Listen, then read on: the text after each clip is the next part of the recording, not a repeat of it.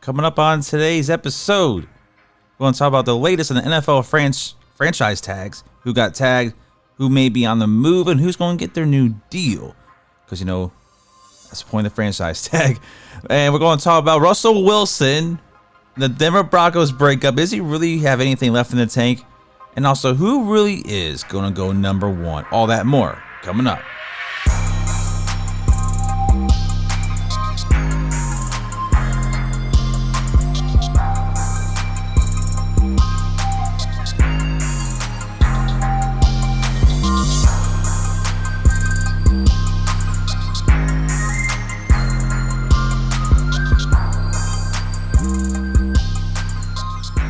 All right, everybody, welcome to Sports Talk from the Crib.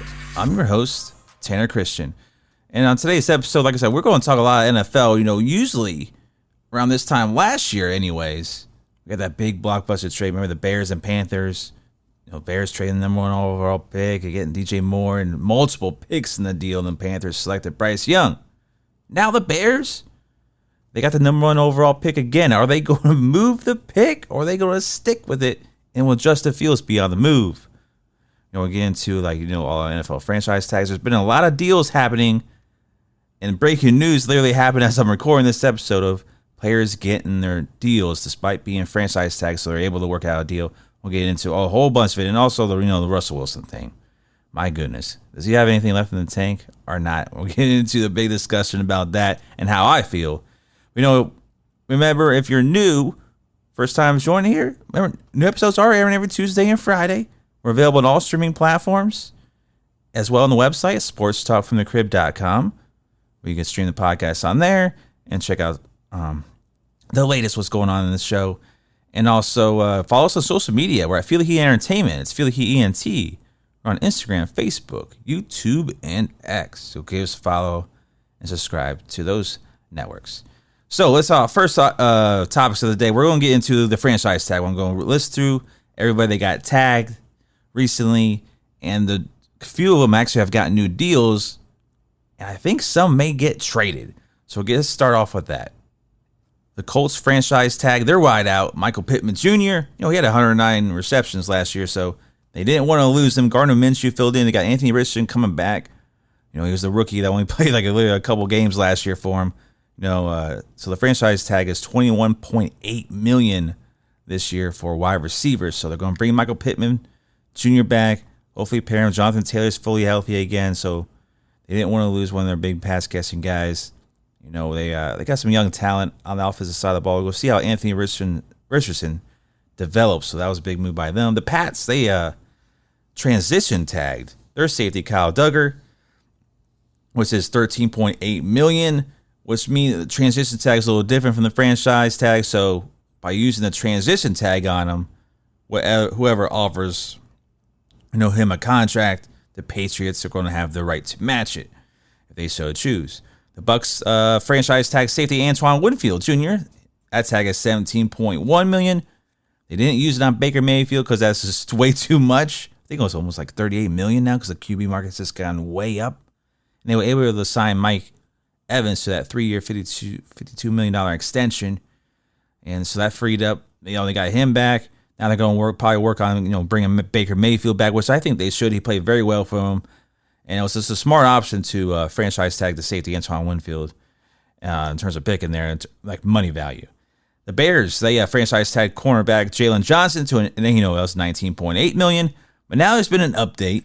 So he did end up signing now a 4-year, $76 million deal.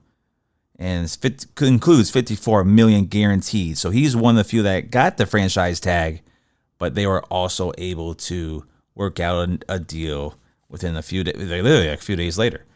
The Jaguars, they signed Josh Allen to the franchise tag. Well, they're not signing him yet, but they placed it on him. $22.748 million for everyone. Book it down to the Tentacles. They can't lose Josh Allen. They got to pair him with Trayvon Walker, who's coming along a little bit. He had a few good games, so Josh Allen's really going to help with his development. So that's a good move by the Jaguars. The Ravens franchise tag defensive tackle Justin Madubuike, which was $22.102 million. And now, this is literally breaking news. I was when the record this popped up. He has agreed to a 4-year, $98 million deal to be a Raven. And so the franchise tag will get removed. That includes $75.5 million in guarantees, $53.5 million at signing. So it's a huge deal for Justin Madubuike. He led a team in sacks, and he was just all over the place. For them last year, is a big piece of their great number 1 ranked defense. The Panthers, they placed a tag on outside linebacker Brian Burns, $24 million. They may trade him. Remember, the Rams offered them 2 first-round picks for Brian Burns? That's looking like would have been a good deal now, right? He's a great player. I think he's kind of gets underrated a little bit, thrown on the microscope because he's in Carolina.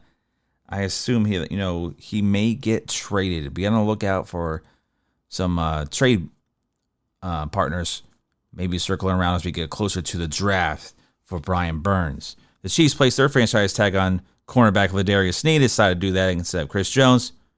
That franchise tag was $19.802 million. The Bengals, wide receiver T. Higgins, he was the first one we heard about when it first got announced, but when they were able to do the franchise tag, it was $21.816 million. The Bengals are going to do for T. Higgins. I guess they left it on the table that he may too possibly be on a trade market, but I wouldn't put him out there. I think you got to run it back another time with him and Jamar. Before you pay Jamar Chase, I think it's best to keep T. Higgins on the team when Joe Burrow come back from the injury. Just run it back one more time and see how that works. But there's all the franchise tag. Not much. We got 1, 2, 3, 4, 5, 9 total. Make it 7 because 2 of them already have, agreed to actually deals after the franchise tag happened. And that's what I kind of predicted. I didn't see the franchise tag being put on a lot of players this offseason. I was kind of hitting at like 6, 7, players, but it ended up being 7 players because, the other 2 were able to work out a deal a little after the deadline now. So, these teams, I feel like they had to. There's be a lot of key free agents happening. Christian Wilkins didn't get the franchise tag from Miami. He's be a sought-after free agent. You got Patrick Queen, a linebacker from the Ravens. He's going to be a free agent. There's some big-time talented defensive guys that are going to be on the defensive side of the ball, free agents, as well as offensive linemen. And other wide receivers, running backs. None of them got a franchise tag, obviously, because they don't want to pay any running backs anymore. So they're all free agents now. And possibly, they left the door open. A lot of these teams are announcing. Even Titans, they're leaving it open for Derrick Henry. Giants leaving it open for Saquon Barkley. A lot of rumors going to be happening. And as we get closer to the draft, you're going to see a lot more rumors. And free agency starts again next week. So that's be very intriguing time in the NFL. Okay, now let's get into this Russell Wilson. Here's my thoughts about this whole mess. They cut Russell Wilson. Broncos done. They were done when Sean Payton got hired as the head coach. He didn't want him. Ended up benching him at the end of the year. Jared Stidham, putting him in. But you are going to eat $85 million in dead money. $39 million this year by releasing him. Damn, they didn't want him that bad? Gonna let him up for $85 million? Gonna pay the man $85 million to not play for you? Largest dead cap in NFL history. And I think we're going to start seeing a lot more of this when the dollar amounts start getting guaranteed. It's why the NFL hasn't really adapted to that NBA or MLB, money million. The NFL is just going to keep going up in millions and millions and millions of dollars. They're going to start getting into that baseball, basketball territory here very soon. If they're not, they kind of already are. Look at Deshaun Watson. The Cleveland Browns going to pay that man $60+ million in the next 3 years per year. He has to be the starting quarterback because you don't want to eat that. So let's really get into this Russell Wilson thing. Was it the worst trade in NFL history? Maybe like the second. Because that Herschel Walker trade that the Cowboys made with the Vikings, and the Cowboys got all those Hall of Famers back. I think it was Emmitt Smith, Darren Woodson, Russell Maryland, a few Kevin Smith. They got like some, if I remember correctly off the top of my head, they got those guys And Jimmy Johnson was able to flip picks into picks and get other people as well. But one of the all-time leading rusher they got in that deal. And Emmitt Smith, what a great trade, right? Herschel Walker didn't end up playing for a couple more years there in Minnesota, and like that was it. His career was over. And Emmitt Smith goes on to be the all-time rushing leader. So that's probably the worst trade in NFL history. But this Russell Wilson trade, trading all these draft picks and 3 players and first rounders and then he had 2 years left on his deal when you traded for him, but you signed him to the extension anyway, giving up all that compensation. Why didn't you just let the contract play out, at least for 1 year? Then with the 1 year left on the deal, evaluate it. But man, you signed him to that $240+ million extension. That's why it kind of makes it up there. That's why I say it really is the second worst trade in NFL history. It's going to go down as. Broncos have not been able to really get a quarterback since John Elway. Honestly, but I know they brought in Peyton Manning. That was the best. That was the only guy. Got him a Super Bowl. Got him a Super Bowl. That was the only way they moved and got an actual decent quarterback since John Elway. They haven't been able to do it. One time since John Elway retired.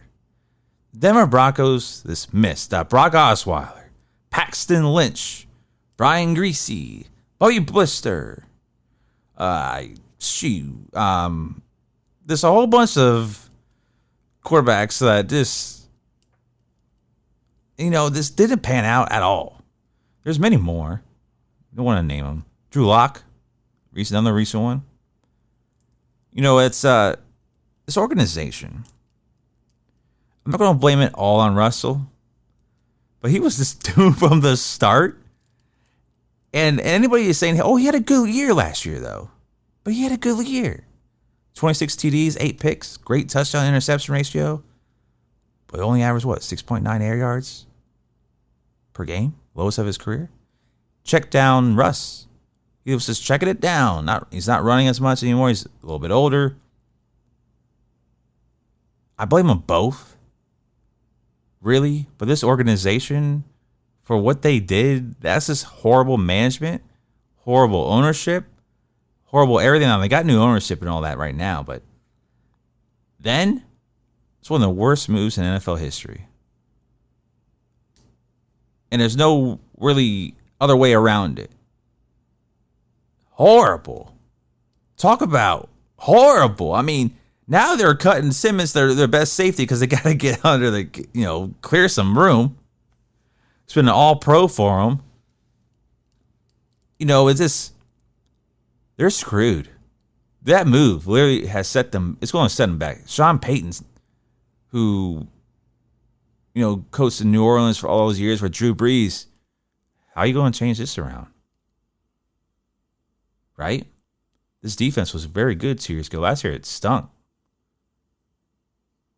Courtland Sutton thought was going to be a pretty good wide receiver. All of a sudden, this Jared Jeudy as well disappears.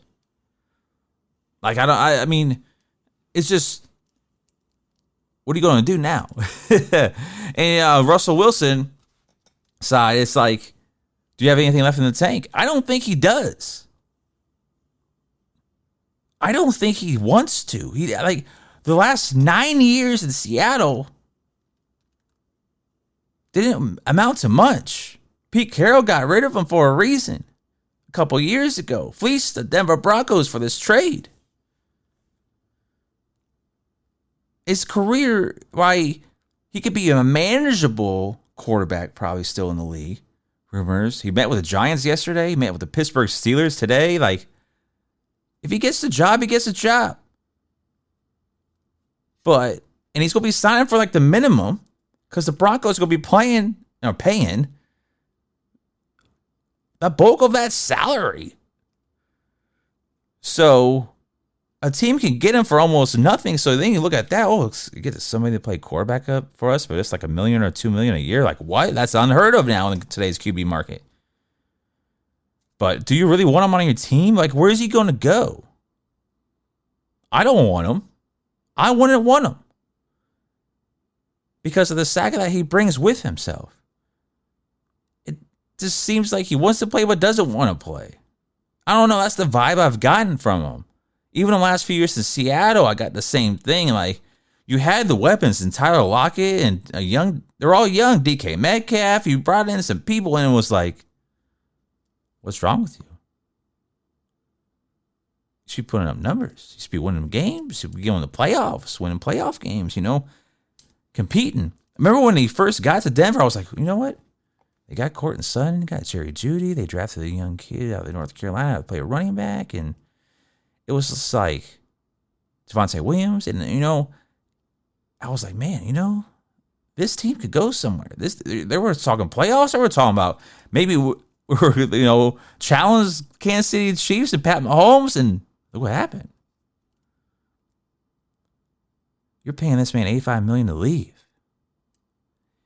It's kind of embarrassing on both sides. It's embarrassing by Russell Wilson's play because the numbers lie. The stats, that touchdown interception ratio, that's a big fat lie, man. He was too afraid to throw the ball. He only took chances every once in a while. He just checked it down, called it a day. If you watch this offense the last 2 years, it was so embarrassing. You just couldn't. You cringed your eyes. Like, you wanted to close them. You were just like, it was just unbelievable to watch. Like, it was so bad. What's going to change if he goes to Pittsburgh and he struggles? Like, I don't like that matchup. I don't like that fit to go with Mike Tomlin. I don't like it at all. What are the Giants going to offer him? Why is he visiting the Giants? That may be his only job. Compete. We don't know the status of Daniel Jones. His health, it's been kind of scary, especially last year. He's had a lot of back injury, neck injuries. Everything. He's just getting annihilated behind that offensive line. Russell Wilson couldn't do anything behind the Denver Broncos offensive line, which wasn't that great. What are you going to do behind the Giants? Couldn't run the ball. Saquon Barkley kept getting hit in the backfield and still, he had struggled putting up numbers. But they were like, Tommy DeVito played kind of well in that system in a way, right? The Giants quarterback last year. So it's like, you think maybe under Brian Daboll that he can kind of manage it, whatnot, but they don't have the fit and the skill positions, I believe, to make it work for us. So I'm not understanding that. Would you sign Russell? I wouldn't. I think he can manage a team, maybe be a bridge quarterback for a young rookie quarterback coming into the league. But that's about it. Can he still start? Yeah, probably. Is he going to win you a lot of games? No. Is he still going to have, probably play the next couple of years? Probably. But all in honesty, he's not the same as he was those first few years in Seattle. And he hasn't been for quite some time. So some big decisions these teams are going to make, especially once the free agency period, starts rolling around. Of course, we're going to figure out where Justin Fields may go. The Bears going to keep him or what? What are they going to do with that number one pick? Kirk Cousins is being rumored to Atlanta. So Atlanta will fill their void one way or another, and it's not going to be Russ.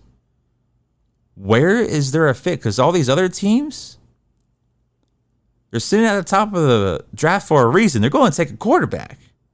Bears, Commanders, Patriots.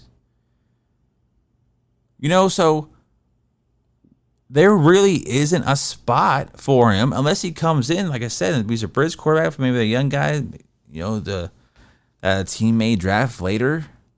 That's not picking in the top three. I don't know. It's just, I think he needs to look himself in the mirror. I know he still wants to start, still has that ego. He wants to win. He wants to go to a winning team, have a chance at a Super Bowl. But man, Russ, I think it may be over for you, man. I'm sorry, but I think it may be over. That's going to do it for today's episode. Now, next week, we're going to have a little free agency special because free agency is going to kick off next Wednesday. So be on the lookout for the episode. We're going to do a little free agency special come next week. But thank you all for joining me here on Sports Talk from the Crib with your favorite sports host, Tanner Christian.